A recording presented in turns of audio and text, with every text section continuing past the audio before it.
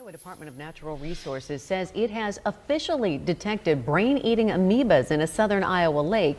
The beach at the Lake of Three Fires State Park in Taylor County has been closed for weeks after a visitor from Missouri contracted the deadly parasite.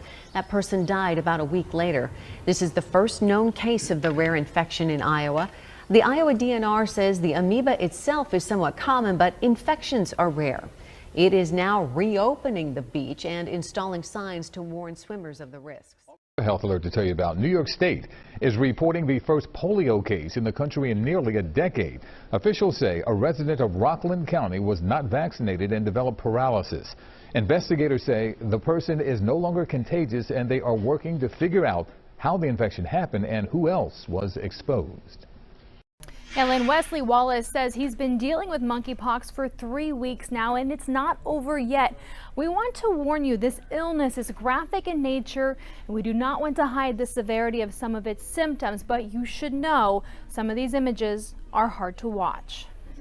Wesley Wallace says just being awake, it hurts to exist, is excruciating. As you can see, from the time it started, it's just progressed and gotten worse and worse. It's right there on his face. What he first thought was just a pimple. I was like, oh God, please not me, please not me. Soon turned out to be monkeypox.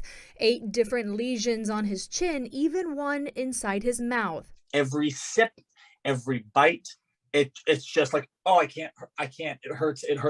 And it's spreading. Now random little lesions are starting to appear on my body. So one on my hand, there's one here, like there on my wrist. Wallace thinks he caught the virus at a bar July 4th weekend. I'm going to say I probably was kissing somebody that had it and didn't know it, just based on where my initial lesions pop up. But says access to the vaccine. There's a huge high-risk population that is just hungry for the vaccine, and they don't have access to it. Has been so scarce, his friends are leaving the state to get it. I have friends that are actually buying airline tickets, flying to other cities just to go get the vaccine and then come home. He says along with the pain and the symptoms can come isolation. The thing is, you look at it and it's such an ugly virus. You know, you look at it, you just recoil and you're like, oh, I don't want to be anywhere near that. I knew the stigma that might come with it, but I also know that lots of people are facing that stigma. He has support, but wants others to know they're not alone. Just let them know that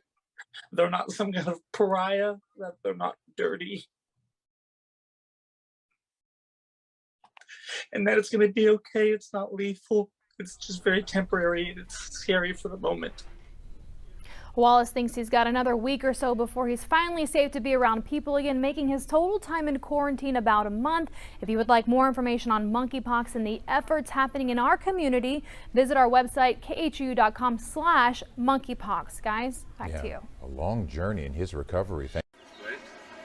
Ghana has officially confirmed its first outbreak of the highly infectious Marburg virus, health officials said on Sunday.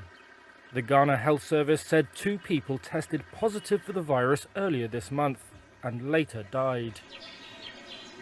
Major outbreaks of Marburg have mostly occurred in southern and eastern Africa, and Ghana's cases are only the second outbreak to hit West Africa. The first ever case of the virus in the region was detected last year in Guinea, with no further cases identified. Fatality rates from previous outbreaks have varied from 24% to 88%. Depending on virus strain and case management, according to the World Health Organization.